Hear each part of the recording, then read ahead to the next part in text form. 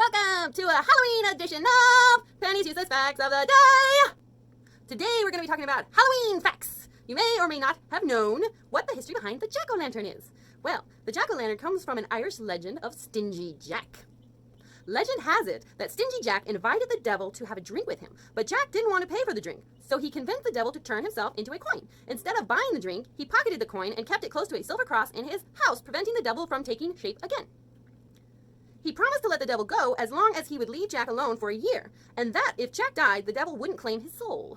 After a year, Jack tricked the devil again to leave him alone and not to claim his soul. When Jack died, God didn't want such a conveying person in heaven, and the devil, true to his word, would not allow him into hell. Jack was sent off into the night with only a burning coal to light his path. He placed the coal inside a carved-out turnip. Yes, a turnip, not a pumpkin, and has been roaming the earth ever since. People in Ireland and Scotland began creating their own creations of Jack's lantern out of turnips, beets, and potatoes. The tradition traveled to the United States along with the migrants, and people began to use pumpkins native to North America for the lanterns instead. Candy corn was originally called chicken feed. Yep, chicken feed. Though many would argue that candy corn tastes like chicken feed, that's not how it got its original name. Created in the 1880s by George Rinninger, it was sold to the masses by Goelitz Confectionery Company, now Jelly Bean Company, at the turn of the century. Because corn is what was used to feed chickens, the creation was called chicken feed, and the box was marked with a colorful rooster. Trick-or-treating comes from souling. Having children dress up in costumes and go door to door like little beggars demanding treats is kind of weird. Like several other Halloween activities, the tradition can be traced back to the Middle Ages and the rituals of something.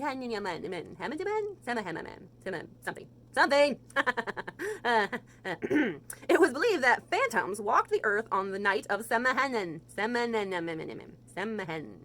So people would dress up in costumes in an effort to repel the spirits.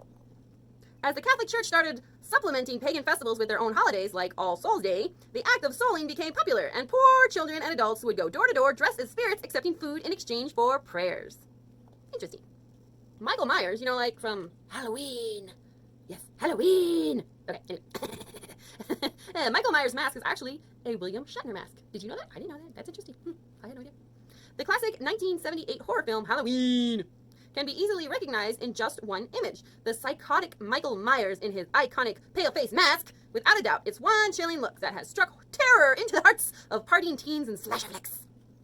The movie was actually filmed on such a tight budget that the crew used the cheapest mask they could find, a $2 Star Trek Captain James Kirk mask. That's funny.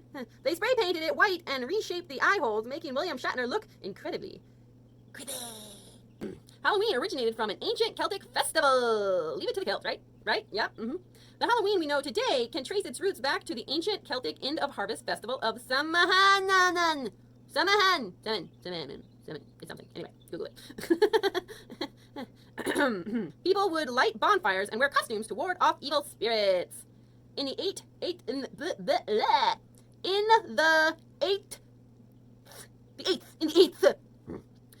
8th century, in an effort to spread Christianity, Pope Gregory III decreed November 1st as All Saints' Day and incorporated some of the rituals of Samhain. All Saints' Day was also called All Hallows, and the night before, when the traditional Samhain festival used to take place in Celtic regions, was called All Hallows' Eve. Des Moines, Iowa has a hilarious tradition called Beggar's Night. The night before Halloween, young children in Des Moines hit the streets for Beggar's Night. According to an article in the Des Moines Register, the event began around 1938 as a way to prevent vandalism and give young children a safer way to enjoy Halloween. Beggar's Night is very similar to a regular trick-or-treating, except kids are required to tell a joke, poem, or perform a trick for a treat. The best part? The jokes are notoriously groan-worthy. Like, if April showers bring May flowers, what do May flowers bring? Pilgrims, get your best dad jokes ready! And last but certainly not least, the White House is haunted. That's right. The White House is haunted. The United States' most famous address has had several reports of ghostly appearances and eerie sounds, and that's not even including election years. The most common ghost sightings of an Abraham Lincoln, who has been spotted by First Lady Eleanor Roosevelt, Queen Wilhelmina